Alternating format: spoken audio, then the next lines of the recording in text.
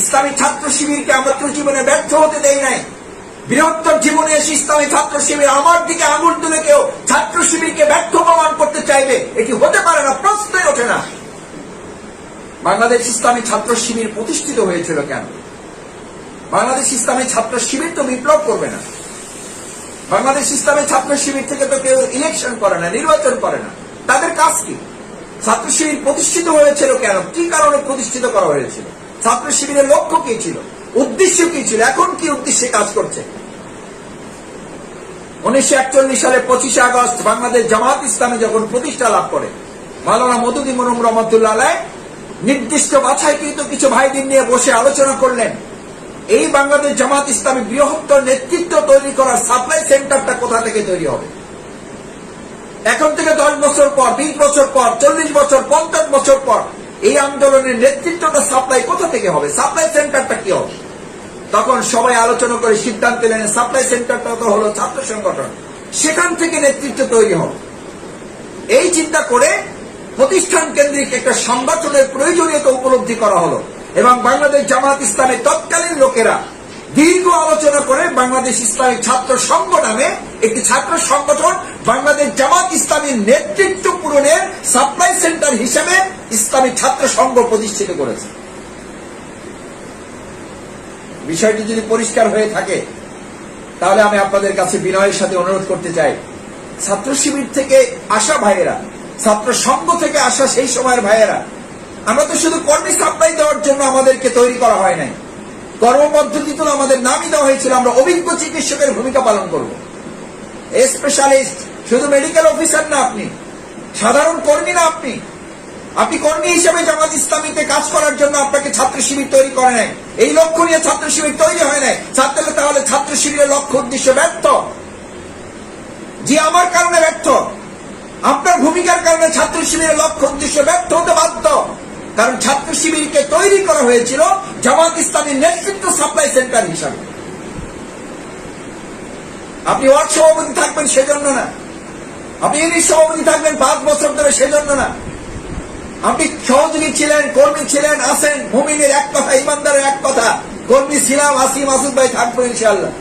আমার রাজশাহী ইউনিভার্সিটির এক কর্মী ছিল, মাসুদ ভাই কর্মী থেকে যদি সাথী হয়ে যায়, একজন কর্মী ঘাটতে হবে না? বলেন, এটা কি হতে দেওয়া যায়? একজন কর্মী ঘাটতে এটা মেনে নেওয়া যায়? অসম্ভব, এটা হইতেই পারে না। আমি বললাম সর্বনাশ, আপনার তো বিরাট যুক্তি, কঠিন যুক্তি আপনার। আপনি কর্মী ঘাটতি মেনে নিতে পারেন না, সেই জন্য আপনি সাথী হচ্ছেন না। ঠিক একইভাবে একজন সাথী বলতেছে, মাসুদ ভাই আমি সাথী থেকে সদস্য হয়ে গেলে একজন সাথী ঘাটতি হবে। কি অদ্ভুত যুক্তি তার, কি মারাত্মক বুদ্ধিমত্তার পরিচয় দিয়েছেন তিনি।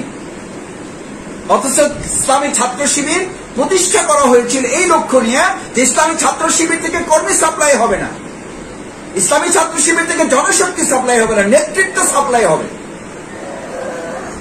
তাহলে বলবেন যে সবাই থানা আমির হবে, সবাই মহানগরী আমির সেক্রেটারি হবে না, কিন্তু সবাই এমন ভাবে প্রস্তুত থাকবে যে ইউনিট সভাপতি থাকবে, কিন্তু তিনি এরকম থাকবেন, তিনি চূড়ান্ত শপথের অধিকারী থাকবেন, জীবন এবং সম্পদের চূড়ান্ত বাজি রেখে তিনি ইসলামী আন্দোলনের ভূমিকা রাখার প্রস্তুত থাকবেন, যে কোনো সময় চাইলে যেন তাকে থানা আমিরের দায়িত্ব দেওয়া যায়। এটি মারাত্মক আরেকটি আত্মঘাতী কথা। আমি প্রতিষ্ঠিত হয়ে দিন প্রতিষ্ঠা করব, এটা রীতিমতো ইসলামী আন্দোলন আল্লাহর দ্বীনের প্রতি কিছুটা অবজ্ঞা প্রদর্শন করা শামিল।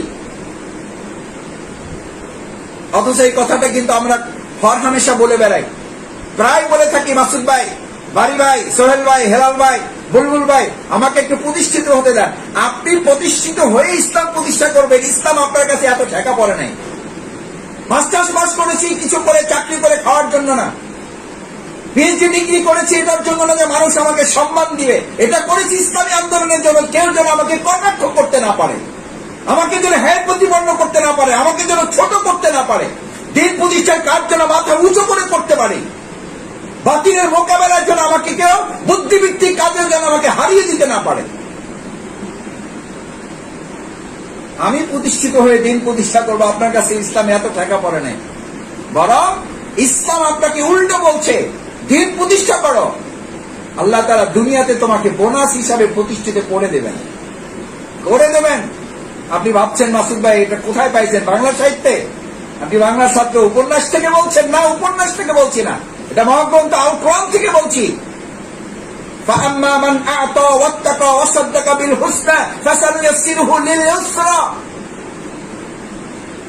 আল্লাহ দিন প্রতিষ্ঠার জন্য নিজেকে নিবেদিত করো, আমাকেই শুধু ভয় করো, রিজিককে ভয় করো না, চাকরিকে ভয় করো না।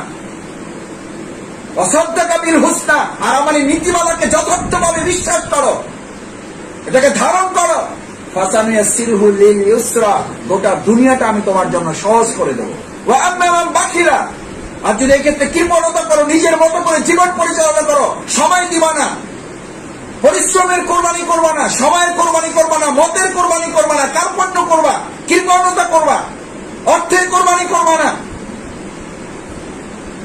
অস্তাক না, এটা তোমার বাড়াবাড়ি, এটা তোমার সীমা লঙ্ঘন, এটা তোমার লাগামহীনতা।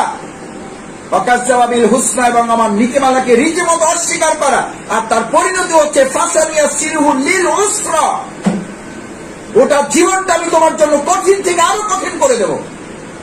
যে ব্যস্ততার মধ্যে এই ব্যস্ততা আরো তোমাকে গভীরে তলিয়ে দেব, ব্যস্ততার গভীরে তুমি হাবুডুবু খেতে বাধ্য থাকবে, ব্যস্ততা থেকে তুমি আর সেখান থেকে বেরোতে পারবে না। আত্মপ্রতিষ্ঠা করে দিন প্রতিষ্ঠা নয়, বরং দিন প্রতিষ্ঠা করে আপনি আপনার জীবন প্রতিষ্ঠার জন্য আল্লাহর সাহায্য পাওয়ার উপযুক্ত হওয়া। আপনি প্রতিষ্ঠিত হয়ে দিন প্রতিষ্ঠার সময় আপনার জীবনে কোনো কালে আসে নাই, আসবে না, আসতে পারে না, অসম্ভব। সেজন্য স্লোগানটা চেঞ্জ করতে হবে আমাদের। আপনি প্রতিষ্ঠিত হয়ে দিন প্রতিষ্ঠা নয়, বরং দিন প্রতিষ্ঠা করতে করতে আপনি প্রতিষ্ঠিত হওয়ার চেষ্টা করলে আল্লাহ তাআলা বরকত দিবেন, আপনার জন্য সহজ করে দেবেন, না হলে আরো জীবনটা কঠিন থেকে কঠিনতর করে দেবেন, ব্যস্ততা দিয়ে দুই হাত পরিপূর্ণ করে দেবেন, অভাব জীবনে দূর হবে না। হাদিসে কুদসির বর্ণনা, ইয়া বানি আদম, আমি বনি আদমকে সৃষ্টি করে তার সাথে ব্যস্ততাও দিয়েছি, এই ব্যস্ততা থেকে মুক্ত হয়ে যে দিন কায়েমের আন্দোলনে নিজেকে শামিল করবে, আমি তাকে দুটো পুরস্কার দেব। প্রথম, নাম্বার 1, তার হৃদয়টা অন্তরটা প্রশান্তি দিয়ে ভরে দেব। 2, আমি 2 নম্বর তাকে পুরস্কারটা দেব, অভাব তার ধারে কাছেও ঘেঁষতে পারবে না, অভাব তার ধারে কাছেও ঘেঁষতে পারবে না, অন্তরটা প্রশান্তি দিয়ে ভরে দেব। আর কি চান? গোটা পৃথিবী তো প্রশান্তির জন্য ছুটে বেড়াচ্ছে, প্রতিযোগিতা করছে, কম্পিটিশনে ব্যস্ত, আপনি আমি পাগল পাড়া প্রশান্তির জন্য একটু, আর আল্লাহ তাআলা সেটা দিয়ে দেবেন যদি ব্যস্ততা নামক এই জায়গা থেকে আপনি সরে গিয়ে আল্লাহ দিন প্রতিষ্ঠার কাজে নিজেকে আত্মনিয়োগ করতে পারেন। আর যদি তা না করি আমি, আল্লাহ তাআলা এবার বলেন তাকে দুটো শাস্তি দেব, একটা পুরস্কার আর একটা তিরস্কার। পুরস্কারটা হচ্ছে তার অন্তরটা প্রশান্তিতে ভরে দেবেন, আর তার জীবনে অভাব ধারে কাছে ঘেঁষতে পারবে না। আর তিরস্কারটা হচ্ছে যদি সে এই ব্যস্ততা থেকে মুক্তি নিয়ে আমার দিন কায়েমের আন্দোলনে নিজেকে সামিল না করে, তাহলে আমি প্রথম তার 2 হাত ব্যস্ততায় পরিপূর্ণ করে দেব, ব্যস্ততা আরো বাড়িয়ে দেব, ব্যস্ততা হাবুডুবু খেয়ে তলিয়ে যাবে, সে হারিয়ে যাবে দুনিয়ার ভিতরে, সে না দিন পাবে না দুনিয়া পাবে, আর কোনো কালেই তার অভাব দূর হবে না, কোনো কালেই তার অভাব দূর হবে না। আমার সম্মানিত ভাইয়েরা, আল্লাহ তাআলার এই সমস্ত নীতিমালাকে আপনি আমি হয়তো বলবেন, মাসুদ ভাই আমরা কি এগুলো চ্যালেঞ্জ করছি, আমরা তো এগুলো মানি, বিশ্বাস করি।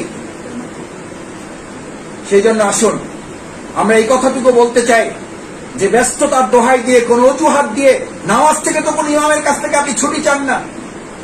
ব্যস্ততার কথা বলে কোন ইমাম সাহেবকে ফোন দিয়েছেন, হুজুর আজকে ব্যস্ততার কারণে জুমার নামাজে আসতে পারবো না, ছুটি চাই। পৃথিবীর এরকম কোন বাহাদুর ইমাম আছে যে আপনাকে ছুটি দিতে পারে নামাজ থেকে? পৃথিবীর এমন কোন বোকা মুসল্লি পেয়েছেন দুনিয়ার ব্যস্ততার জন্য কোন ইমামের কাছ থেকে ছুটি নেয়? কিন্তু আমার এরকম বোকা ইসলামী আন্দোলনের লোক আমরা খুঁজে পাই, দায়িত্বশীলের কাছ থেকে 6 মাসের ছুটি নিয়েছে, আপাতত আমাকে কোনো কাজ টাজ দিয়েন না, আমি 6 মাসে একটু আমি কাজ গুছাইয়া তারপর ইসলামী আন্দোলনে কাজ করতে চাই। কত বড় দুঃসাহস আপনার! ওই 6 মাসে আপনি বেঁচে থাকবেন, তার কি নিশ্চয়তা আপনার কাছে আছে? কি নিশ্চয়তা আছে আপনার কাছে? হাত্তা জুরতুমুল মাকাবির, কবর পর্যন্ত চলে যাবেন, ব্যস্ততা নামক এই কাজ থেকে আপনি বাঁচতে পারবেন না।